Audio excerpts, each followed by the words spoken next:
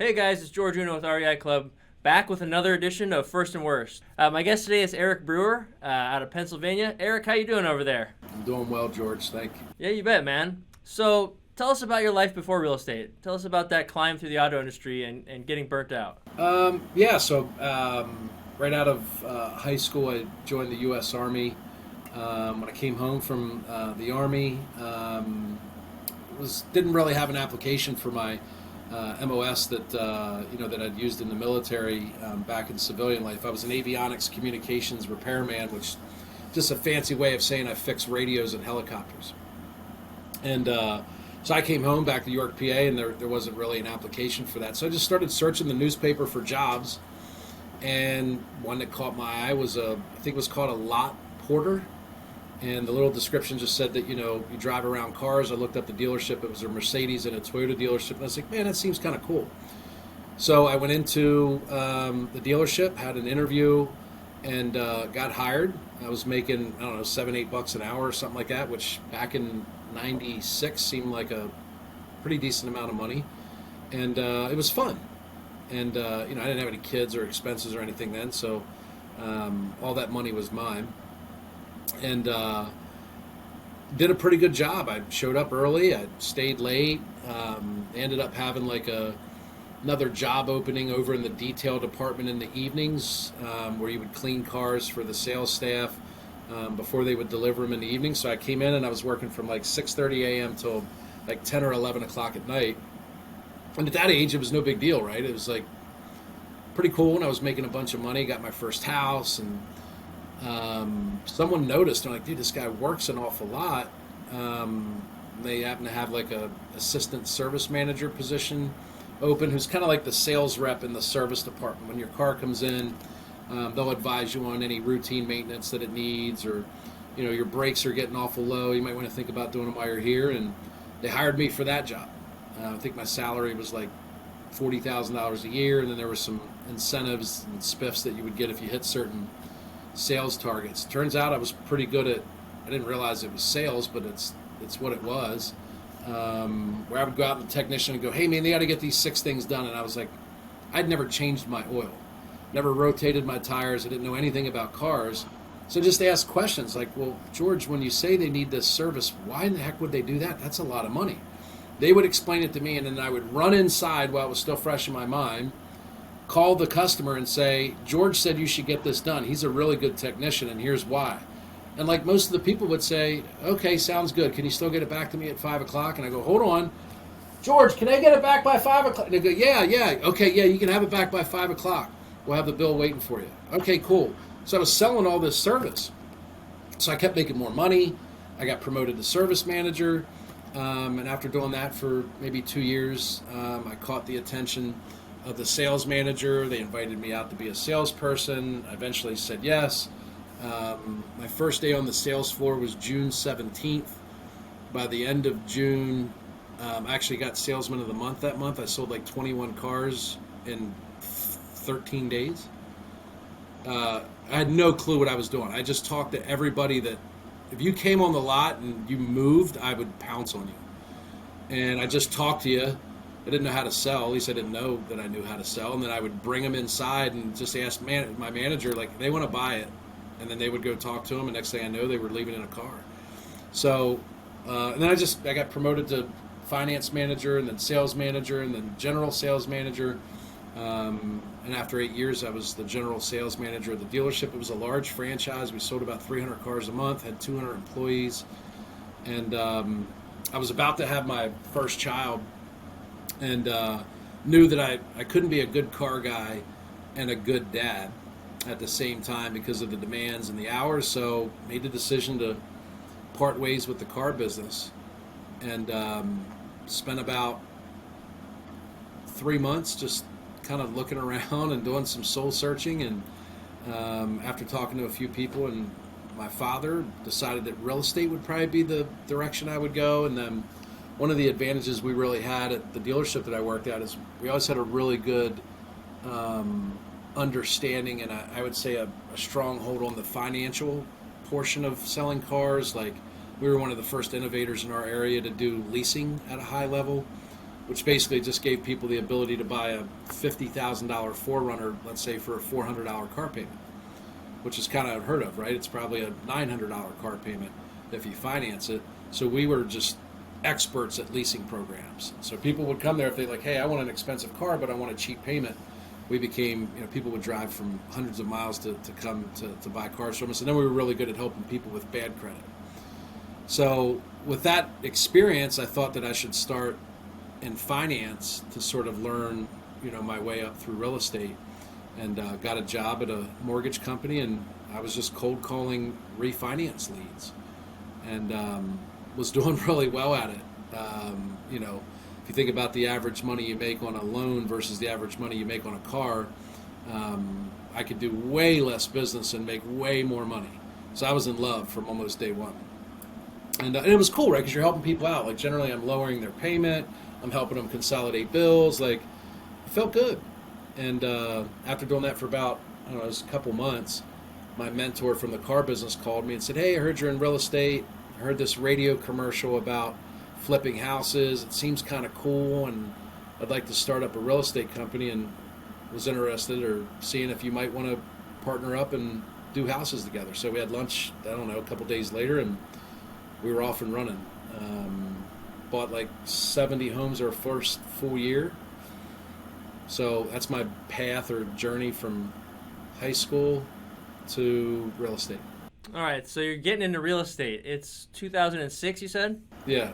So those first years, they went pretty well, right? Yeah, I mean, you're learning along the way, right? It's a little nerve-wracking trying to even make an offer on a house, and did I make the right offer? How do I, know what it's worth? Like, it was fun. We were learning, we were making money. I was working with what turned out to be my best friend, and so yeah, it was pretty cool. It was a lot of fun. The real estate market was pretty good in 2006. So yeah, we were having a lot of fun. All right, so tell us about that very first flip you guys did. Like, how you come straight from the car business, both of you, right into real estate. What happened in this first deal? Yeah, so my business partner had bought a couple rentals, and so he had a real estate agent that he was familiar with that understood investing and knew a little bit about renovations and had some contacts with contractors, and he hooked us up, and I would just go out and look at houses, and we would run the numbers and make offers. And there was this little semi-detached in the east end of town here that was a bank-owned property that popped up. We went out and looked at it, and it was me, Isidro, my real estate agent, and Vinny, the contractor. And we were all standing in the living room, and we were talking. Him and I are talking about what we could sell it for, if we fixed it up. And him and Vinny were talking about the repairs. And somewhere along the lines, he says $12,000. And in regards to renovations, him and Vinny talked. We walked through the house, described the scope of work, and he says $12,000. So we go back, and I take ARV minus the $12,000 that Vinny told us, minus our profit. It's going to cost a little bit of money to carry it, and closing costs, and then commission to sell it, and we put an offer together. Made an offer. I think we got a counter offer. I talked to my business partner. Craig said, yeah, man, seems like a deal. Let's buy it. So we bought it. So, like 3 or 4 weeks goes by. We're about to close on it. I go, hey, Michael, Isidro, I need you to, give me Vinny's number. I need him to meet me over the house. I want to, get ready to start this renovation. Me and Vinny are at the house and talking about the renovation, and he doesn't speak real good English, and I speak horrible Spanish. And I mentioned the $12,000, remember? Like, you and me and Isidro out here. And he goes, yeah, you going to drop off the materials? And I said, what? And he said, yeah, the materials. The $12,000 is for the labor. How are you going to handle the materials? So, oh, my God. So I have no idea. What do you mean materials? I've never changed my own oil. I've never painted I have no idea. So turns out, after we put materials together and everything else, it's like a $30,000 renovation budget, not $12,000. And I think we only penciled deals back then to include $15,000 profit. Right, and this ARV, by the way, was probably $80,000. Right, so if you can make $15,000 on an $80,000 ARV that you got $60,000 in, like, pretty good deal. So literally from 12 to 30, it's not looking good. That 18's evaporated. I'm $3,000 in the hole. So we somehow get the renovation done. House turns out really nice. I price it for $99,900 because I'm trying to push the market, and God, I've done all this work. I got to make money. And every real estate agent laughed at me. No way you're going to get 99. Michael, the real estate agent used for us, dude, you're never. I'll list it for you for $99,900 because you're my customer, but you're never going to get it. So coming from the car business, we were great at, like, we would market payments on the windshields of cars. You remember, this is 20 years ago. And we'd say, like, all credit welcome. And we'd get 30 applications from people that wanted to buy that Chevy Blazer that wanted that payment. And maybe only like 2 of them would qualify, right? And so I'm like, well, I'm going to try the same thing on this house. So I put like a banner out front that said, 0 down, payment as low as $650 a month, all credit welcome. And I started getting applications. We put an ad in the newspaper. It said like 3-bedroom home, East York, fully renovated, fenced in yard, 0 down, payments as low as $650 a month, all credit welcome. And I got a bunch of phone calls.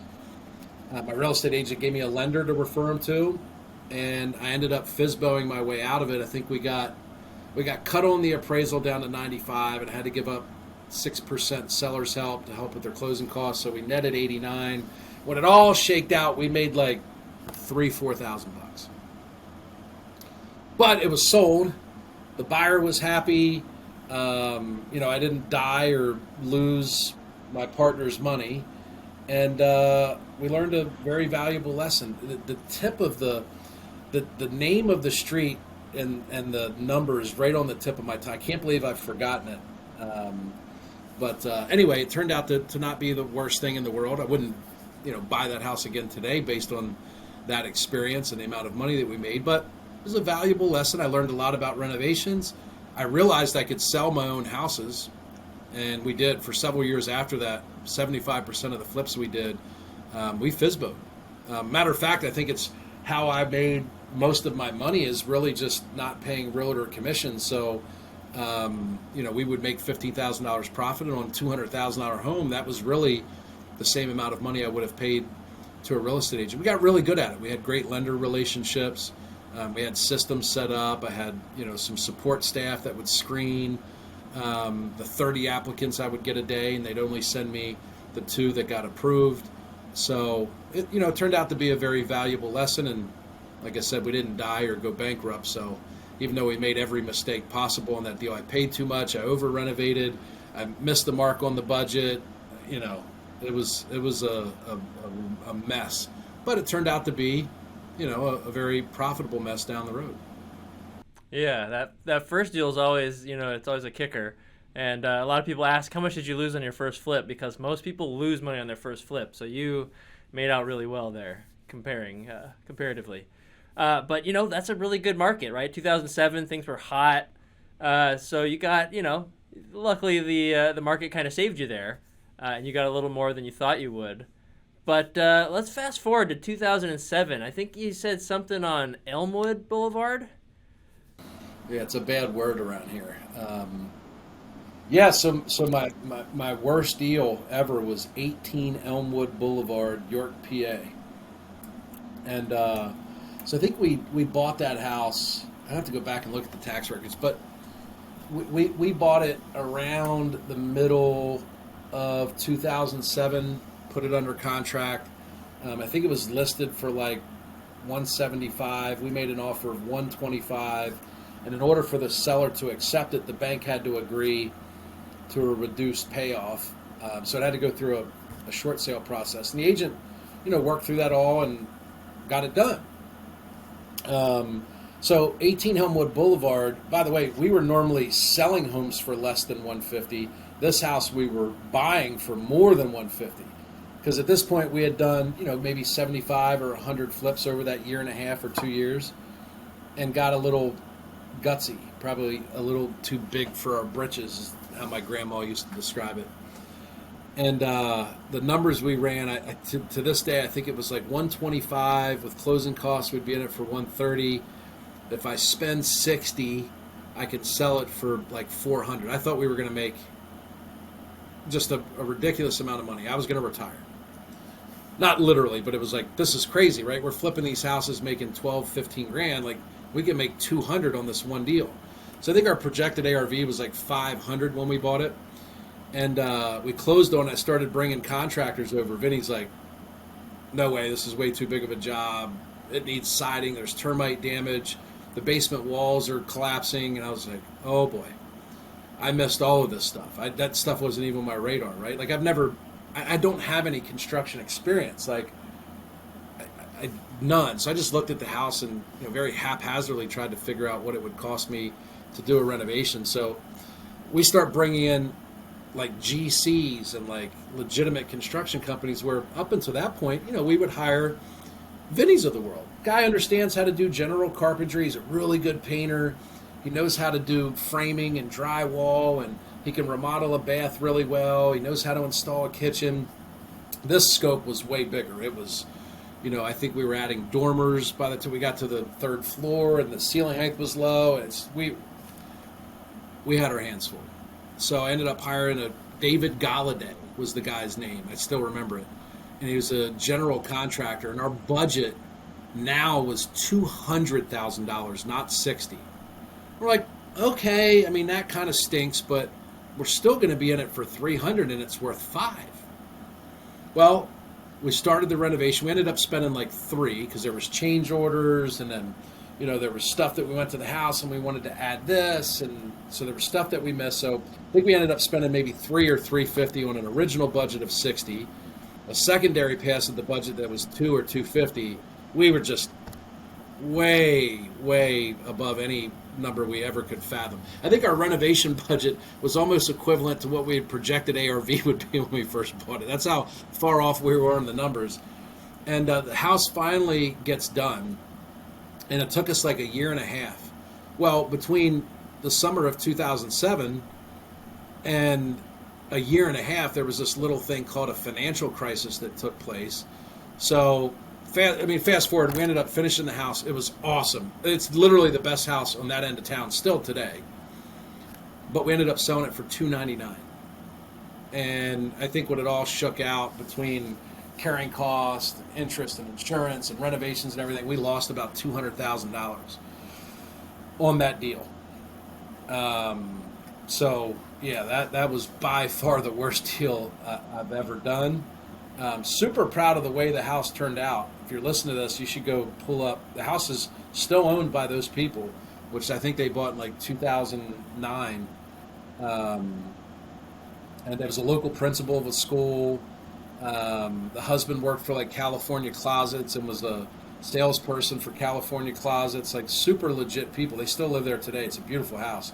But you can Google 18 Elmwood Boulevard, York, PA, and look at the finished product. It was amazing. It was like this Dutch colonial with this massive wraparound porch. And I think if I walked that house, I think I put in like $1,000 to paint the front porch, and we spent like 30 grand on the porch. Like, just to give you an example of just how ignorant I was and how little I knew. Like, literally, I was probably like, $1,000, man, we'll clean this up, paint it, power wash. Literally, the guy's like, no, it's a floating porch. There's no support. They're all rotted. Termites ate it all. You need to rebuild it. It's like, all right, well, let's rebuild it. What's it going to cost? He's like, well, you really ought to go with Trex on a house. Oh, Trex, yeah, sounds hot, man. Let's do that. So I went from like $1,000 repair my front porch to a 30 grand Trex deck new construction project. Well, I remember we ended up cutting. I missed the fact that there was a garage out back, but it was landlocked and there was never an official easement from the neighbor. So I had to go through like 3 neighbors to get an easement. And then once I got the easement, I had to pave a drive. Oh, dude, it was literally, it probably should have been on television as like an A&E special or something. It was literally like living a nightmare every day. But yeah, we sold our way out of it. Luckily, over that year and a half, we were doing other deals and making money. So, I remember we'd flip a house and make 20 grand, and we'd say, hey, take 10 of that and put it into a reserve fund because we're going to get walloped on this 18 Elmwood when it ever sells. So we would literally just take like a portion of all of our profits and put it into like a little piggy bank to stop the bleeding on this deal. So thanks for bringing it up, George. I appreciate you asking about that deal. It makes me nauseous every time I talk about it, so appreciate it. Hey, no problem. But when we were talking before we got started here, you said 18 Elmwood, and I could just tell if it was burned into your mind from that long ago, it had to be a good story. Terrible for you, but thank you for the $200,000 lesson for free here. And we're definitely going to put that in the show notes. We're going to look this thing up on Zillow. It's going to be, we're going to at least admire your handiwork, at the very least. Yeah. So, Eric, you went from straight from the car business into the home selling business, into real estate. And you kind of like are really a creative guy. I feel like you kind of said, "Hey, we used to do this thing in the car industry. You know, I'm going to try it in the real estate industry. The putting the stickers or the payments and getting applications. What's this Novations thing I hear about? Because I know it's like this is one of the really well kept secrets of the industry. But tell us about that. So, we talked a little bit about what happened in 2008 and how the market. I was almost going to say corrected. It was a little more than a correction. It crashed, right? So prior to 2008, as we were flipping homes, like nobody ever used FHA financing. Every buyer that came to make an offer on my property was using like some non-conforming loan. They had 80-20 loan products back then, stated income. There was all this creative financing, institutional creative financing, right? Not like seller finance, subject to, like creative institutional Wells Fargo, Bank of America financing, where you literally, if you had a pulse, you could get a mortgage. And so after the market crashed, one of the hardest thing to do was to get a mortgage for a sub 800 credit score person with less than 20% down. So everybody started using FHA. Well, the problem if you're a house flipper with FHA financing is, under normal circumstances, at a minimum, it requires 91 days of seasoning, which means from the day I buy the property, I can't sell it or write a contract to sell it to an FHA buyer until 91 days after I've bought it. Then you tack on, say, another 60 days to go to closing. You got to own the property for 5 months. I was flipping homes in 5 weeks, right? So now I'm going from, I only have to hold this property for, maybe a month, 2 months, to now it's got to be 6 months. And if you're doing 15 homes a month, you do the math, I would have had to carry like double, almost triple the inventory, which means I got to go out and borrow more money. One of the worst things you could do in 2008, 9, and 10 is take too long to finish your flip, because the property value literally could go down by 10% in 90 days. So I sort of freaked out a little bit, and I was like, this FHA thing's really causing a problem in my business. And I started seeking a solution. And I was introduced to Novations by my real estate attorney. And as I was sort of learning about it, I think for the first time and probably last time ever in my life, the U.S. government did something that positively impacted me. And they introduced this FHA flip waiver. And obviously FHA loans are government backed, and they recognized that the seasoning issue would deter investors from buying up all this bank-owned inventory that was, by the way, it's what caused the crash. There was a ton, right? Inventory levels shot through the roof. There was all of these foreclosures that came to the market, and that's eventually what crashed the market, right? So to incentivize investors like myself to buy up all this bad inventory, they offered this FHA flip waiver. So my problem was solved, right? Matter of fact, that window of time might have been the easiest experience I've ever had in this business, because I had bank-owned properties I could buy for 30 cents on the dollar. There were banks begging us to buy inventory because I was fortunate that my business partner had plenty of cash, right? There was a liquidity crunch back then. You couldn't go borrow money. People still wanted to buy homes. They couldn't get loans. Flippers still wanted to buy homes. Lines of credit were shut down. Hard money went away. You could not get a loan. So I was very blessed that, during that time frame, my business partner and his financial liquidity allowed us to really thrive and grow during that time when everybody else was going out of business. And so that happened up until about 2011. In 2011, I believe, the FHA flip waiver expired. The spending bill that was attached to in Congress did not get approved. So it went away overnight. And now I'm back to, oh, crap. And now I'm doing 250 deals a year. So that inventory issue I had is now exaggerated because our business had grown. I had more employees. We had more homes. We were spending more on marketing. My carrying cost had risen. And so now it became serious. And I took what I learned with Novations and started to say, hey, how would this change or potentially positively impact this problem that I have? So that's how I discovered Novations. You want to hear like the actual like definition of it and why it matters? Yeah, tell us like just how it's creative and how it's better than wholesaling and how it's going to really help us in this market as it corrects this time. Yeah. So, I think it's better, but I think it comes down to personal. I'll tell you why I think it's better. Novation, the actual definition means replacement or new, right? It's just a Latin term for new. Assignment means I'm selling you my contract, right? Like general wholesale is you find a fixer-upper that's owned by a distressed seller that'll sell it for 50 cents on the dollar and you sell it for 65 cents on the dollar, right? And then what you do, the mechanism for you to get paid is you're selling or assigning your contract. You're not actually selling the house, right? And that's pretty cool way. People have made millions and millions of dollars. It's changed lives. It's created the opportunity for people to break away from their W-2, and it's a very popular way for people to break into real estate because you don't need a lot of money or any money really to buy the home. You don't have to know construction. You don't have to be like me and Vinny standing in the middle of the living room realizing I messed up a $30,000 budget and thought it was 12, right? That doesn't happen when you start with wholesaling. And the difference in that is, okay, Eric, why should I care about the difference between a new or novation agreement versus an assignment where I'm selling my rights? Well, an assignment is not a financeable transaction. You can't assign a property to an FHA, VA, USDA, Fannie Mae borrower, right? You can only sell to cash or commercial hard money buyers.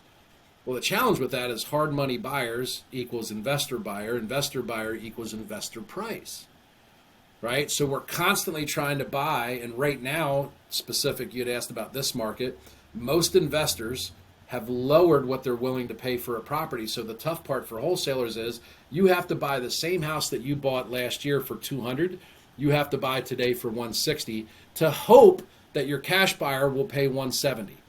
In a lot of cases, the cash buyers say, no way, dude, I got killed on my last flip. It went down 20% by the time I got it finished.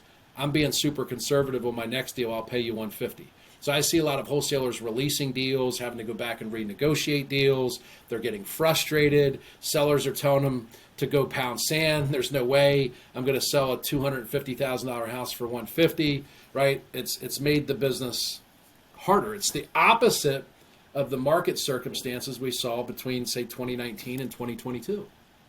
So when you take a novation, right, the difference is now, because it's financeable, I can create margin by, if I buy the home from a seller, right, I put it under contract with a seller, the consideration I have to make is, hey, what's its current condition retail value? And then that margin is the margin that I'm trying to make work, right? So I'll give you an example. Quick math. People go, what can you pay for a novation? If the current condition value is $250, you can pay 85% of current condition value on a novation and still put $20,000 in your pocket. Never renovate the property, never pay for it. It's a wholesale style transaction on properties that are generally in wholesale condition being sold to a retail buyer, right? So wholesale style transaction, no rehab, no cash, no deed, no title, right? Wholesale condition means it's not a blown out fixer upper that has a blue tarp on the roof and mold in the basement and foundation issues, right? Because that's what we go out and look for as a wholesaler. We want the most messed up house in the world. Problem is everybody's bidding for the exact same house. No investors are going after the decent house, right? So we have a funny thing we say in my novation community is everybody says we buy ugly houses. We go, we buy decent houses. So when you think about that, I say that like the old way of wholesaling, wholesale 1.0 was find a super distressed seller that has a really messed up house and buy it for 50 cents on the dollar. What I'm teaching, which has been referred to as wholesale 2.0, is find a decent house that's owned by a motivated seller, not distressed. And by the way, there's 10 times more motivated sellers than there are distressed. And then you can pay 85 cents on the dollar.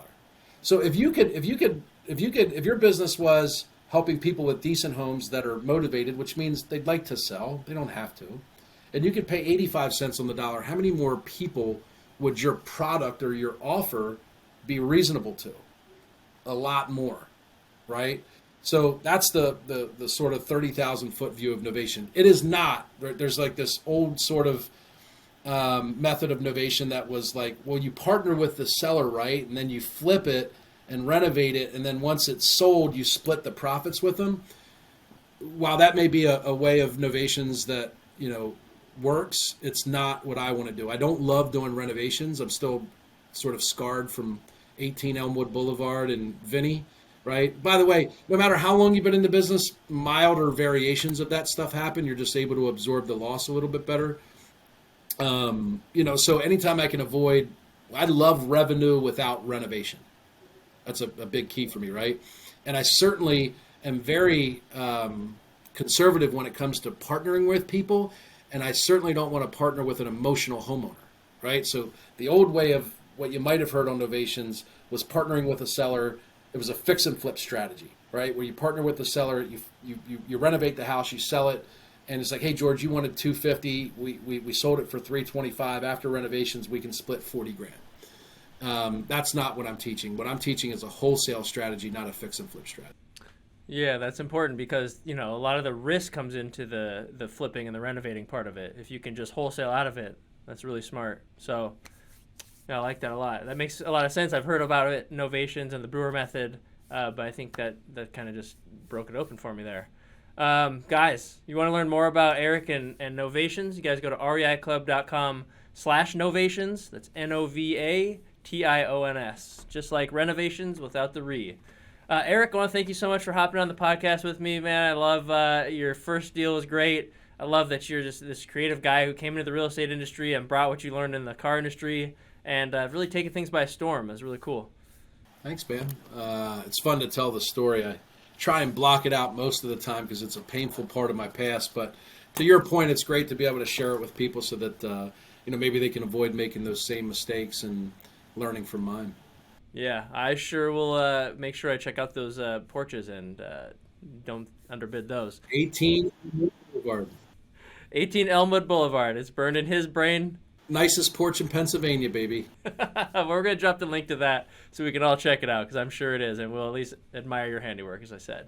Cool. Well, this is George Uno with REI Club. Thanks so much for listening. We'll talk to you guys on the next one.